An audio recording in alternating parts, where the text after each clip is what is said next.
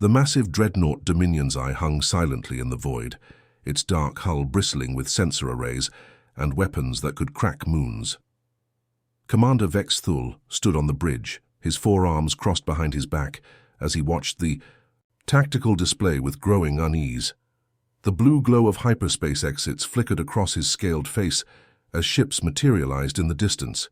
"Sir, the human fleet has arrived," announced Sub-Commander Krixtal, his voice carrying the typical hegemony confidence. Scanning their vessels now, Vexthul had commanded fleets for over 30 cycles, conquered 12 systems, and witnessed the surrender of countless species. This was supposed to be routine. Observe the newcomers called humans as they faced the Ravager swarm, then report back to High Command about their capabilities. Standard procedure for evaluating potential allies or threats. The holographic display shimmered to life, showing the approaching human formation. Vexthul's mandibles clicked in confusion. The human ships were tiny compared to Standard Alliance. Vessels, sleek angular craft that looked more like oversized fighters than proper warships. Their largest vessel barely qualified as a light cruiser by galactic standards.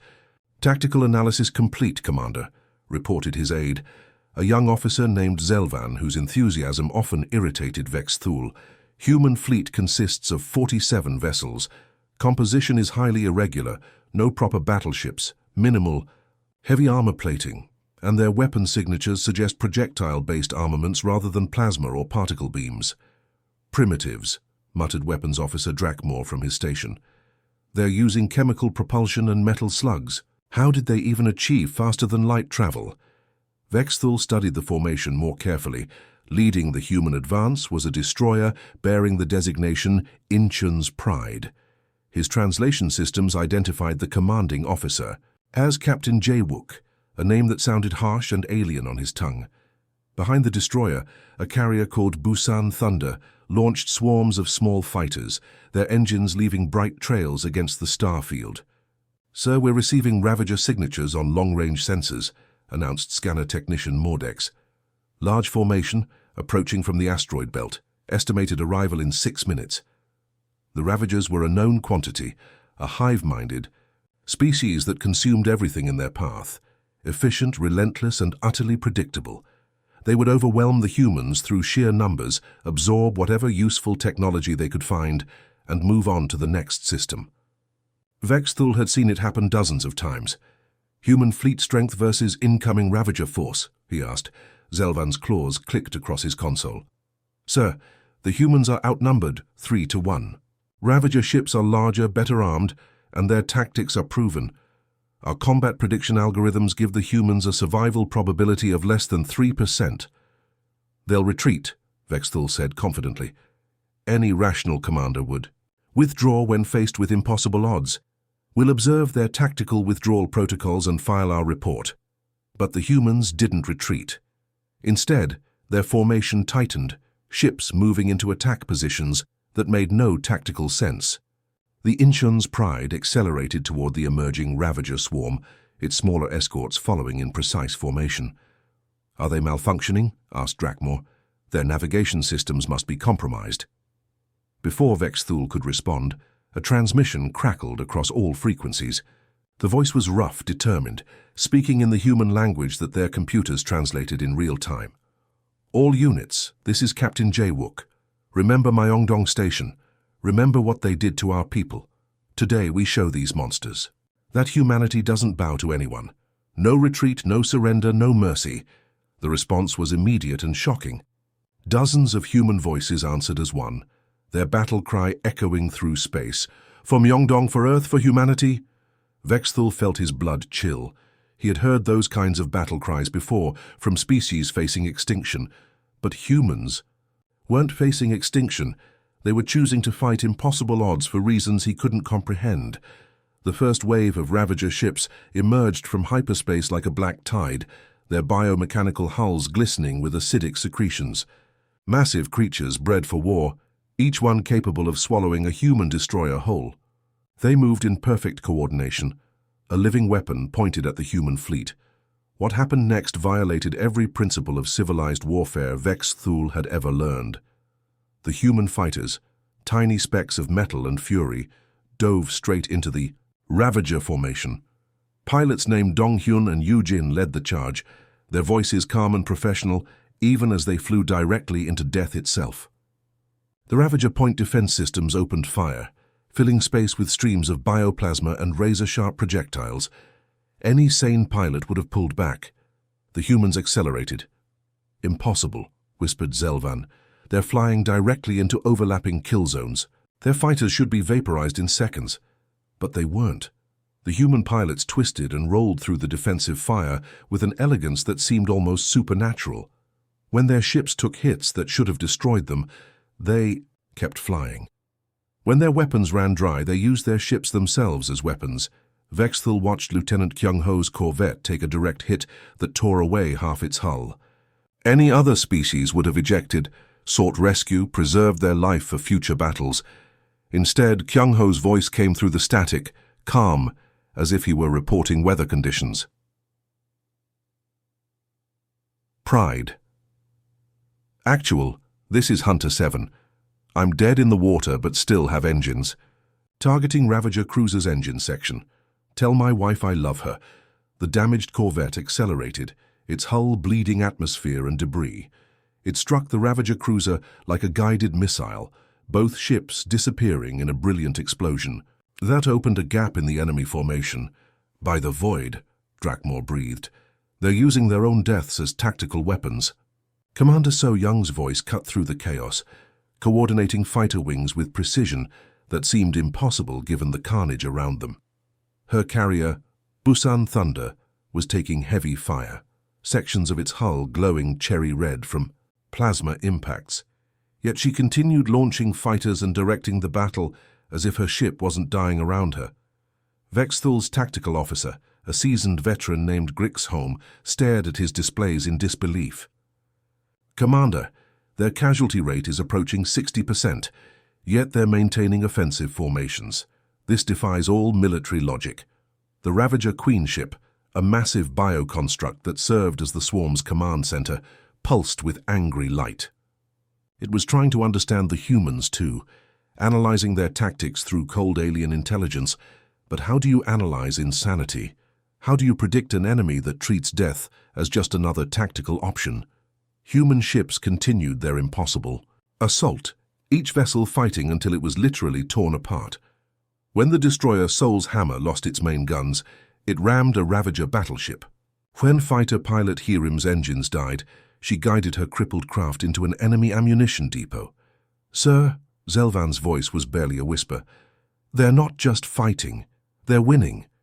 Vexthul looked at the tactical display and felt something he had never experienced in his long military career: genuine fear. Not fear of death, but fear of an enemy that simply refused to acknowledge defeat. The humans were carving through the Ravager swarm like a blade through flesh, their smaller numbers irrelevant, because they fought with the fury of the dying. But they weren't dying randomly. Every sacrifice had purpose. Every death created an advantage. They were fighting with mathematical precision wrapped in emotional fire, and the combination was terrifying to behold. As the battle raged on, Vexthul realized he was witnessing something that would change everything he thought he knew about war, about survival, about what it meant to be alive in a hostile universe. The humans weren't just fighting the Ravagers. They were fighting the very concept of surrender itself. The space around the battle zone suddenly rippled like disturbed water. Vexthul's sensors screamed warnings as something massive began tearing through the fabric of hyperspace itself. The temperature on his bridge dropped several degrees as emergency lighting cast everything in blood-red shadows. "Commander, massive hyperspace signature detected," scanner technician Mordex reported, his voice cracking with fear. It's enormous, sir." The tear in space widened like a wound in reality, and through it came something that made Vexthul's heart skip beats. The Ravager flagship emerged slowly, deliberately, as if savoring the terror it was about to unleash. It was less a ship and more a living nightmare, a biomechanical monster 3 kilometers long, its hull pulsing with veins of acidic green. "Light, sweet ancestors," whispered Weapons Officer Drakmor. "That's a Queen Mother class. I've only seen one in classified files." The flagship's surface writhed with weapon ports that opened and closed like breathing mouths. Massive tentacles, each one larger than a human destroyer, unfurled from its sides.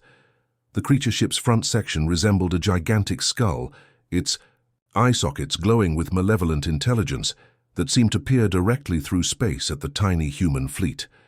Vexthul's tactical computer went insane, recalculating probabilities in real time. The numbers were brutal and absolute. Human survival probability dropped from 3% to 0.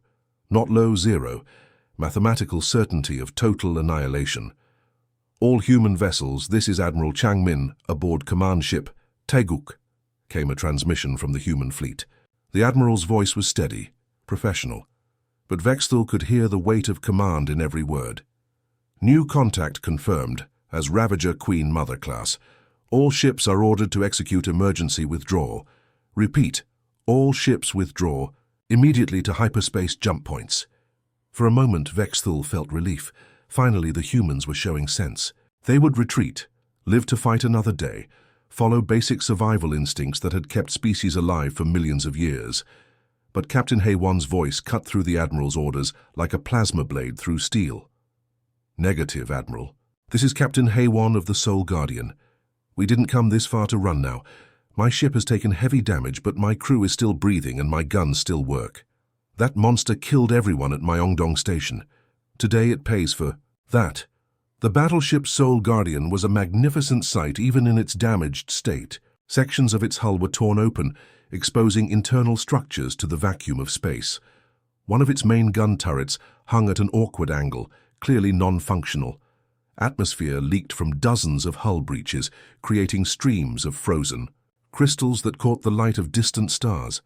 Any rational commander would have ordered immediate evacuation. The ship was dying, its crew in mortal danger, its combat effectiveness reduced to maybe 30% of normal capacity. Instead, Captain Haywon gave an order that sent chills down Vexthul's spine. All ahead full. Set collision course for that ugly monster's center mass. Engineering, I need everything you can give me from the engines. Sir, came a young voice over the comm, probably the ship's engineering officer. The reactors are already running beyond safe parameters. If we push them any harder, then we'll burn bright for the few minutes we have left, Haywon replied calmly. Just give me speed, son. Give me speed and pray we hit hard enough to matter. The Soul Guardian began accelerating toward the Ravager flagship, its engines burning with intensity that painted space blue-white behind it. But it wasn't alone. Other human ships broke formation, ignoring their admiral's retreat orders. Destroyer, Incheon Fury. Under Captain Sunho swung around, its captain's voice clear over the comm. Guardian, this is Fury. You're not going alone. My ship's been good to me. Time to see if she's ready to be great. Frigate Mokpo Lightning, commanded by Captain Miran, joined the charge, followed by the heavy destroyer Pohang Thunder under Captain Tae Young. Captain Bora's frigate Jeju Storm completed the formation, 5 ships accelerating towards certain death with the precision of a parade formation. They've lost their minds, Zelvin whispered. Mass psychosis, it's the only explanation. But Vexthul was beginning to understand something terrible and beautiful. This wasn't madness. It was something his species had forgotten long ago. The humans weren't just throwing their lives away. They were spending them, investing them, using death itself as a weapon. The Ravager Queen Mother turned to face the charging human ships, its massive weapon ports dilating like hungry mouths.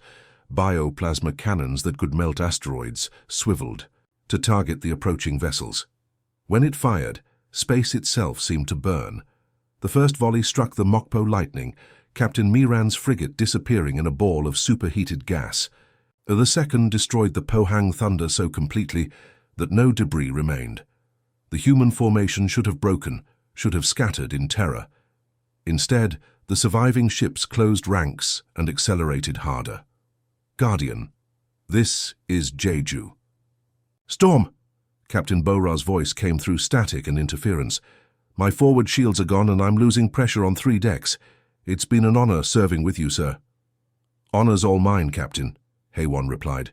See you on the other side. The Soul Guardian struck the Ravager flagship first, its reinforced prow punching through the creature ship's bioarmor like a spear through flesh.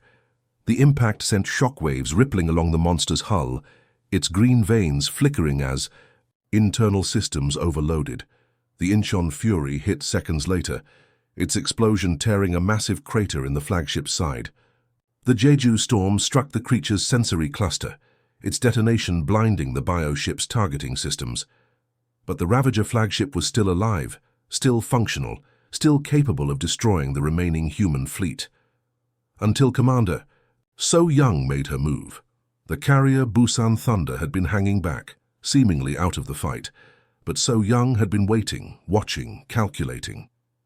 As the Ravager flagship reeled from the impacts, its shields fluctuating and weapons temporarily offline, she saw her chance. All fighters, this is Thunder Control. The door is open. Ace Squadron, you're cleared for the final run. Show them what Earth's children can do. Fighter pilot Jin Woo led the charge, his voice calm despite flying through the debris field of destroyed ships. Copy, Thunder Control. Ace Squadron beginning attack run on the flagship's core. It's been a pleasure, people.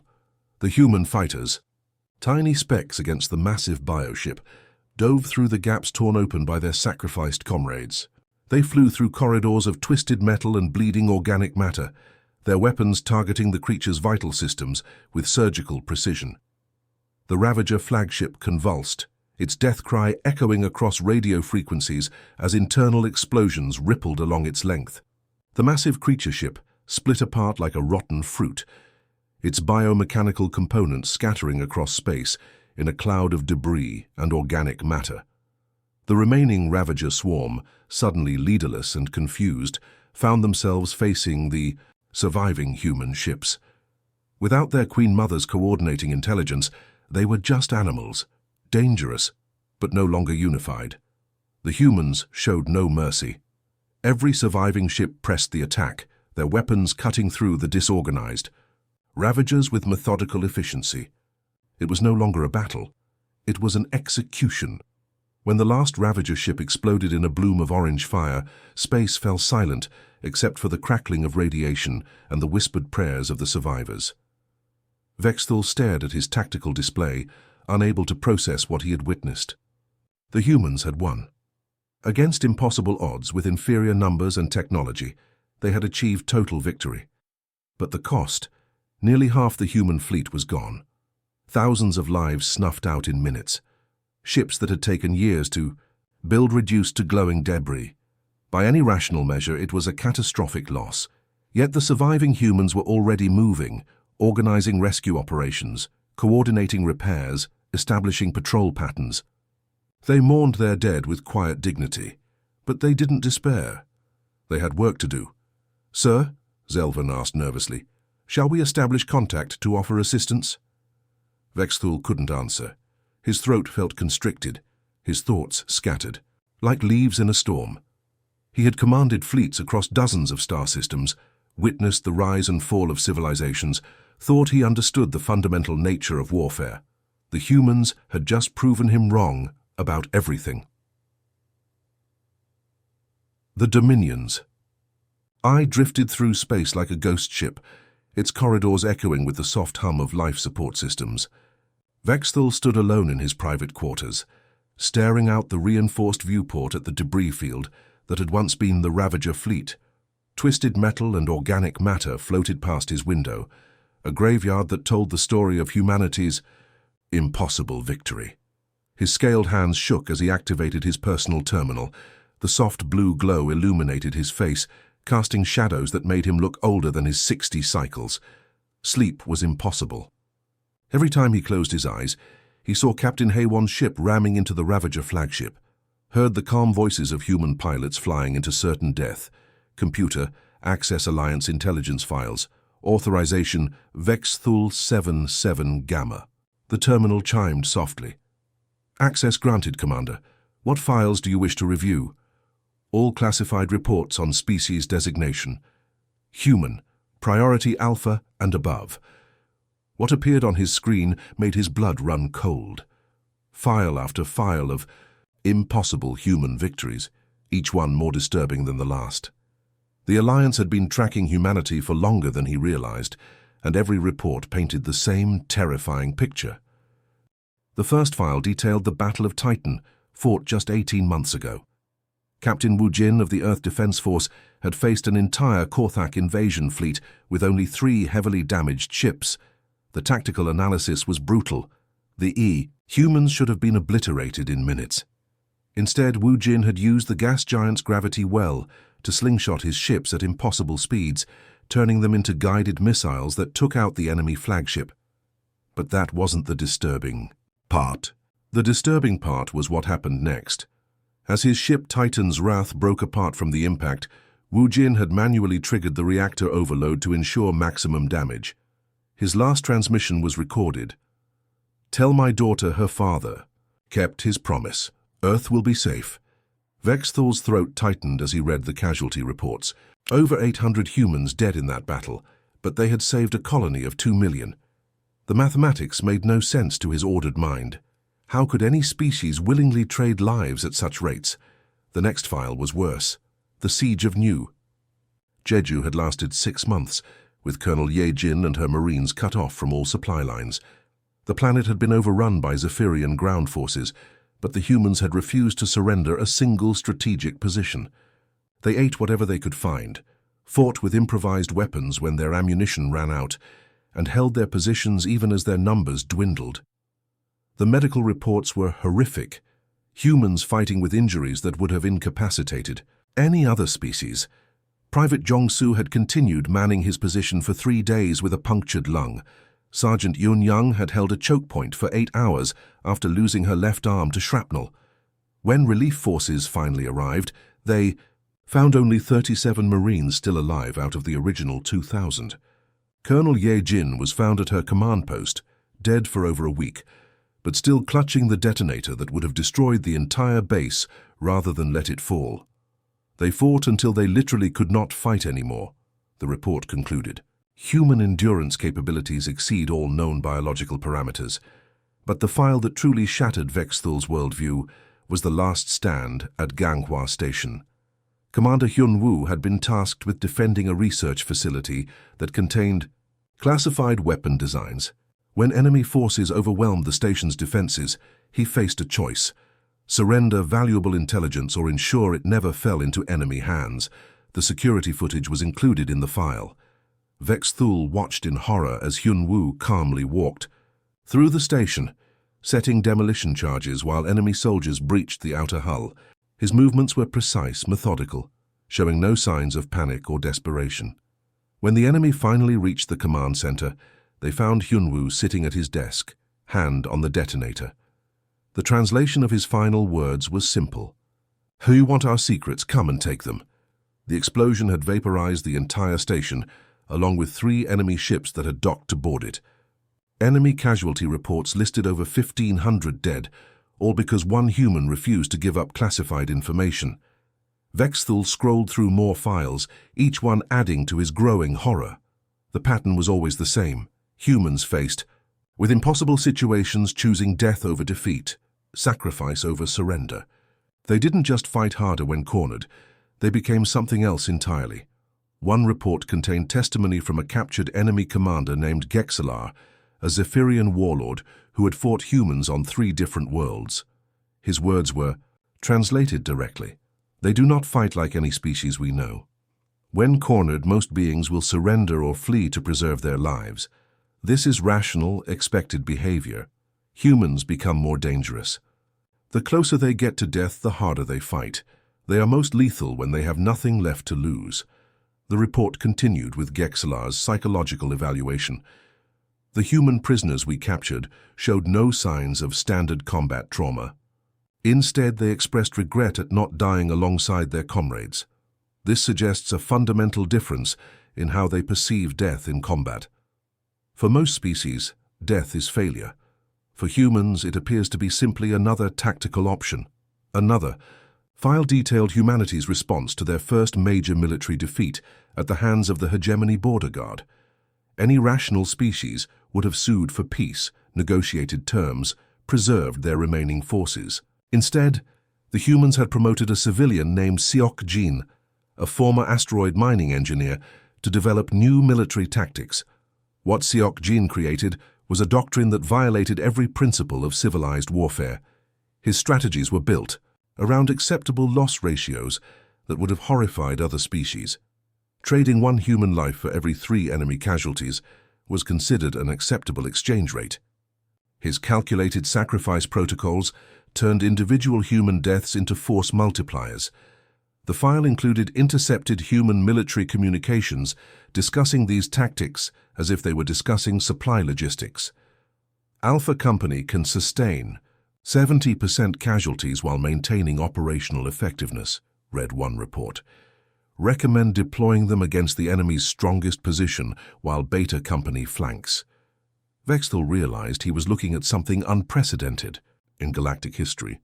Every other species treated individual survival as the primary goal, with victory being secondary. Humans had reversed that priority completely. Victory was everything. Individual survival was negotiable. His hands trembling, he began composing his resignation letter. The words came slowly, each one feeling like he was admitting to a fundamental failure of understanding. To the High Command of the Galactic Alliance, he typed, I hereby resign my commission as Fleet Commander, effective immediately. After observing recent human combat operations, I have come to understand that our current military doctrine is obsolete. We have built our strategies around the assumption that all species share basic survival instincts. Humans have proven this assumption false. He paused, staring at the screen. How could he explain what he had witnessed? How could he make them understand that everything they thought they knew about warfare was wrong? I have observed combat doctrine. That renders our understanding of warfare meaningless, he continued. Humans do not fight to survive, they fight to win, regardless of personal cost. This makes them unpredictable, unstoppable, and ultimately incomprehensible to our current strategic thinking. The resignation letter felt inadequate, like trying to describe a supernova to someone who had never seen light. But he had to try. I cannot in good conscience continue to serve in a military that may one day face an enemy. We cannot understand, cannot predict, and cannot defeat through conventional means. Humanity represents a fundamental shift in the nature of warfare itself. We are not prepared for what they represent. He transmitted the letter before he could change his mind. Within hours, the response came back from High Command, dismissing his concerns as combat stress and accepting his resignation with bureaucratic indifference. They didn't understand, and Vexthal realized they probably never would. As he packed his personal belongings, Vexthal made a decision that would change the course of his life forever. If his own people couldn't understand the truth about humanity, maybe it was time to learn that truth directly from the source. He was going to Earth. The scout ship, Silent Whisper, drifted through the maintenance bay like a ghost, its stealth systems masking it from the Dominion's eyes' sensors. Vexthal moved through the shadows between massive support struts, his heart pounding with each step. He had commanded fleets across the galaxy, but he had never been a thief before tonight. Security Officer Krillmoth lay unconscious in a storage compartment, stunned by Vexthal's sidearm. The poor fool had been making his routine patrol when Vexthal struck. In a few hours, when Krillmoth woke up, the alarm would sound. By then, Vexthal would be long gone, racing toward a blue planet on the edge of nowhere. The Silent Whisper was perfect for his needs, a long-range reconnaissance vessel designed for deep space missions. Its engines were quiet, its life support could last for months, and most importantly, its navigation computer contained detailed star charts of human space. Within minutes, he had activated the ship's systems and slipped away from his former flagship like smoke in the void. As the ship entered hyperspace, the familiar blue-white tunnel of distorted space-time surrounded him. For the first time in his adult life, Vexthal was truly alone. No crew to command, no orders to follow, no destiny except the one he chose, for himself. He activated the ship's entertainment and educational systems, accessing every piece of human media the Alliance had intercepted over the years. What he found there would haunt his dreams for the rest of the journey. The first file was a collection of human stories translated into galactic standard, tales of heroes and warriors that made no sense by any rational measure. There was Daiho, the bold, a legendary warrior who supposedly faced 100 enemies alone at the Battle of Thermopylae Canyon. According to the story, he had been offered safe passage if he surrendered, but instead chose to make his final stand protecting a narrow pass that led to a civilian evacuation site. Vexthul read the account 3 times, certain there was some translation error. The story claimed that Deho fought for 6 hours, his weapons breaking one by one, until he was using nothing but a broken sword and his bare hands. When reinforcements finally arrived, they found him dead, surrounded by the bodies of his enemies, still standing upright against a rock wall as if he had refused to fall even in death. Impossible, Vexthul muttered, but something in the way the story was told made him believe it was true. Another tale spoke of Captain Yunji, a transport pilot who had flown through an ion storm to deliver medical supplies to a quarantined colony. The storm should have torn her ship apart. The radiation should have killed her within minutes, but she had somehow navigated through the chaos using nothing but manual controls and what humans called instinct. Her ship had been found crashed. On the colony's landing pad, its hull melted in places, its navigation systems completely fried. Yunji was found dead in the pilot's seat, her hands still gripping the controls, but the medical supplies were intact. The colony survived because one human had chosen to fly through hell itself rather than let innocent people die. But the story that truly disturbed Vexthul was that of Commander Junseo, who had been offered a choice between surrendering his fortress and watching his family be executed. Any rational being would have surrendered. Saving the lives of loved ones was the highest priority in every civilized species. Junseo had chosen differently. He sent a message to his wife and children, telling them he loved them, then activated his fortress's self-destruct sequence while enemy forces were inside. The explosion killed everyone, his enemies, his own soldiers, and himself. His family was executed anyway, but the strategic position they gained from his sacrifice allowed human forces to win the larger battle. He chose death over dishonor. The story concluded, knowing that surrender would have saved no one and compromised everything. Vexthul found himself studying human entertainment next, thinking it might be less disturbing than their historical accounts. He was wrong. Their movies, books, and games all celebrated the same incomprehensible themes. Heroes who chose death, over-compromise, warriors who fought impossible odds, leaders who sacrificed everything for abstract concepts like honor and freedom. One movie particularly fascinated him, the story of 300 warriors making a last stand against overwhelming forces. The warriors knew they would die. Their king knew they would die. Everyone watching knew they would die. Yet they fought anyway, not because they thought they could win, but because their sacrifice would inspire others to continue the fight. Beautiful. Deaths, Vexthul whispered to himself, trying to understand the human concept. In his culture, death was failure, the end of purpose. For humans, death could be purpose itself. He accessed educational programs featuring instructors Nam Wu and Sojin, human historians who explained their species' past with calm professionalism. What they taught him rewrote everything he thought he knew about the nature of warfare. Human wars, he learned, were rarely fought for resources or territory. They fought for ideas, freedom, dignity, the right to determine their own destiny. The Koguryo resistance had held out against impossible odds, not because they thought they could win, but because surrender meant the death of their culture. General Gitek and his followers had fought a guerrilla war for 7 years, knowing that each victory only delayed the inevitable. When the end came, Gitek had gathered his remaining soldiers and told them, "We cannot win this war, but we can ensure that our children will know we tried." The Imjin War accounts were even more disturbing. Admiral Sun Shin had faced an enemy fleet 10 times larger than his own, yet had somehow achieved victory through tactics that defied military logic. Instead of retreating or seeking terms, he had divided his small fleet and attacked from multiple directions simultaneously, creating confusion and panic among his enemies. General Yulso had done something similar on land, using terrain and weather as weapons in ways that no military academy would ever teach. When asked how he planned to defeat superior numbers, he had replied, by making them afraid of ghosts and shadows. Vexthul began recording personal logs as the journey continued, trying to make sense of what he was learning. Personal log, day 15, he recorded. I am beginning to understand that humans do not fight to live. They live to fight for things. They consider more important than life itself. This is not mere bravery. It is a fundamental difference in how they perceive existence. Personal log, day 28, he continued days later. Studied human concepts of honor and duty today. These are not just words to them. They are forces more powerful than survival instinct. A human who violates their honor is considered worse than dead by their own people. Personal log, day 41.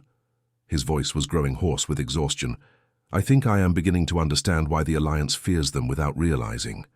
We make war to gain advantage, to acquire resources, to expand territory. Humans make war to protect ideas. You can negotiate with someone who wants something.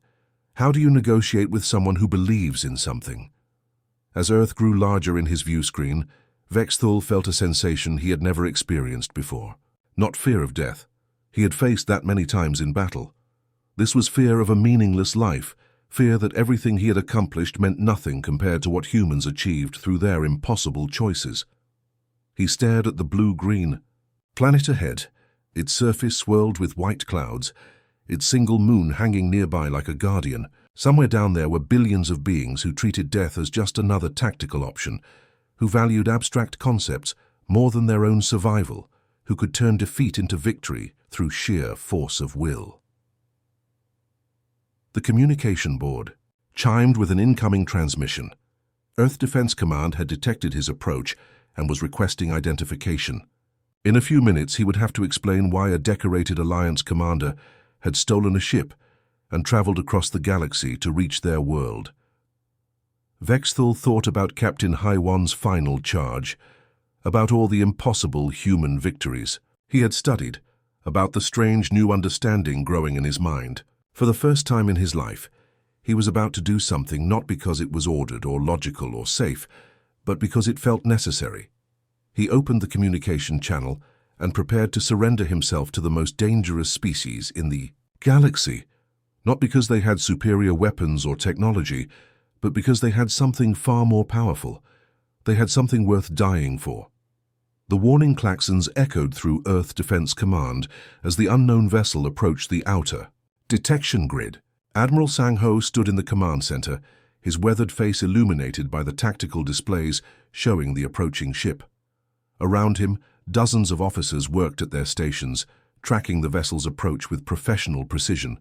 Sir, the craft is transmitting on standard Alliance frequencies, reported Communications Officer Park. Single occupant, no weapons hot, but it's definitely not one of ours. Admiral Sang-Ho had commanded Earth's defenses for 15 years. Ever since the first contact with alien civilizations, he had seen every type of approach, aggressive, diplomatic, deceptive, and desperate. This felt different somehow.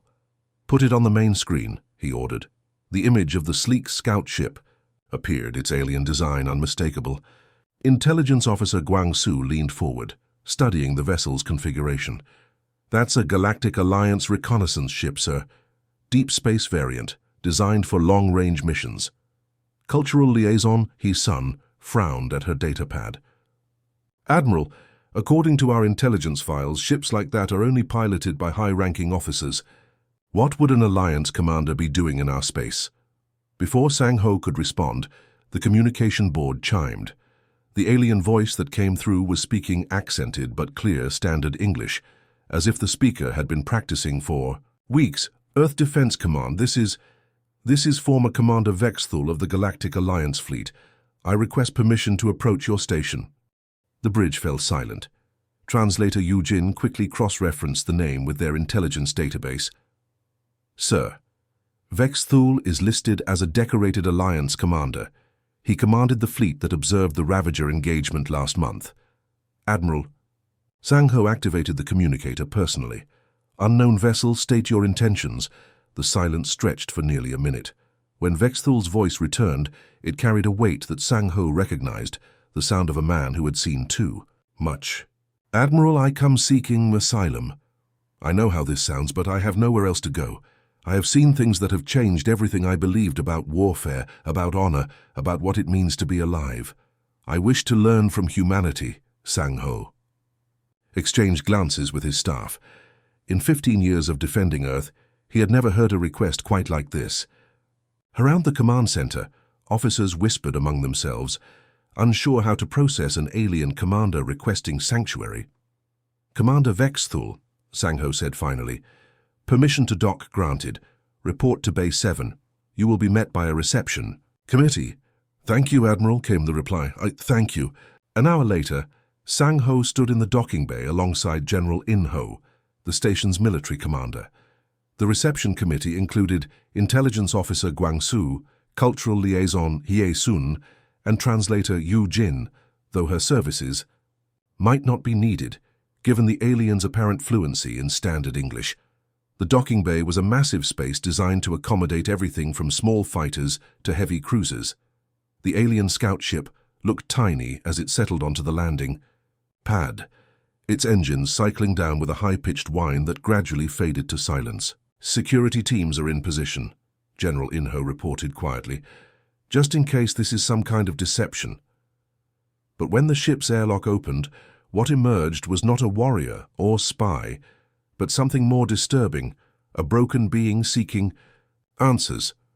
Vexthul was tall by human standards, his scaled skin a pale blue-green that seemed to shift color in the artificial lighting. His 4 arms hung at his sides, and his large eyes held a depth of exhaustion that needed no translation. He carried no weapons, wore no armor, brought no technology or gifts. In his hands was a simple data pad and what appeared to be formal documents. General In Ho, Vexthul said, bowing in a manner that seemed awkward but sincere. I am Commander Vexthul, formerly of the Galactic Alliance Fleet. I formally request asylum and protection, under whatever laws Earth extends to refugees. General In Ho stepped forward, his expression carefully neutral. Commander, you understand that granting asylum to a high-ranking Alliance officer could be seen as an act of war by your former government. My former government dismissed my resignation due to combat stress, Vexthul replied with what might have been bitter humor. They believe I'm having a temporary breakdown. They have no idea that I have simply seen the truth. He activated his data pad, projecting a holographic display of the recent battle. The humans watched in silence as the recording showed their own fleet's impossible victory over the Ravagers, seen from the perspective of an alien observer. I commanded fleets across a dozen star systems, Vexthul said, his voice barely above, a whisper. I conquered worlds, subjugated species, enforced the Alliance's will across the galaxy. I thought I understood warfare, strategy, the nature of conflict itself. The hologram showed Captain Haywon's final charge, the Soul Guardian. Ramming into the Ravager flagship, Vexthul's voice cracked slightly as he continued. But I never understood what warfare truly meant until I watched Captain Jaewook choose death over retreat, watched Commander So Young sacrifice her own safety for people she had never met. I saw humans die not because they had to, but because they chose to. For principles I cannot name, for reasons I cannot comprehend. He turned off the hologram and looked directly at General In Ho. My people fight to avoid dying. You fight for reasons worth dying for. I wish to learn this thing you call courage. I offer my knowledge, my experience, my life, not in service to Earth, but in service to understanding what makes existence meaningful. The silence in the docking bay was profound. Cultural liaison. Hye-sun stepped forward, her expression softening. Commander, what you're describing isn't just courage, it's purpose, the belief that some things matter more than individual survival.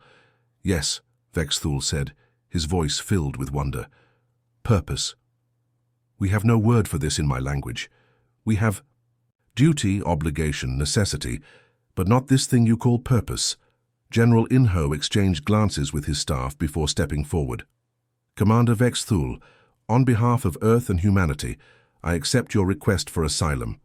But understand this, courage isn't something we can teach you like a technical skill. It's something you must choose every day, in every moment that matters. Vexthul felt something shift inside him, a weight he hadn't known he carried lifting from his shoulders. For the first time in months, he felt something that might have been hope. "Then I choose to learn," he said simply. As the reception committee escorted Vexthul deeper into the station, they passed observation windows overlooking the docking bay. Lieutenant Dongwook stood with his companion Su Jin, watching the strange procession. "Think he'll make it?" Dongwook asked. "I mean learning to be human when you're not human." Su Jin watched the alien's straight-backed walk, the determined set of his shoulders despite his obvious exhaustion. "Look at him, Dongwook. He's already made the hardest choice, admitting that everything he believed was wrong and starting over. Everything else is just training." In the weeks that followed, Vexthul would indeed begin training alongside human soldiers. He would learn their tactics, share their meals, participate in their exercises, and slowly begin to understand that the secret of human warfare wasn't in their weapons or strategies.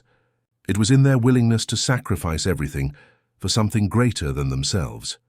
He would struggle with concepts that humans took for granted, the idea that death in service of others could be meaningful, that victory achieved through sacrifice was sweeter than victory achieved through superiority. But gradually, painfully, beautifully, he would begin to understand. And somewhere in the vast galaxy, Alliance computers registered the loss of one of their most decorated commanders, filing it under routine personnel changes. They never realized that they had lost far more than a single officer. They had lost the chance to understand the one force in the universe that could not be conquered, could not be negotiated with, could not be defeated through conventional means. They had lost the chance to understand the human spirit, the force that turned ordinary beings into something extraordinary, that made death meaningful and life precious, that could look at impossible odds and say simply, "Not today." Commander Vexthul had found his purpose at last. He would spend the rest of his life learning what it truly meant to be worth something, to fight for something, to die for something if necessary. And in learning these lessons, he would become something his own species had never produced, a being who understood that existence without meaning was not life at all, but merely survival. The human who had been a commander became a student. The alien who had conquered worlds became a seeker of truth, and in the end that transformation was perhaps the greatest victory of all. The end.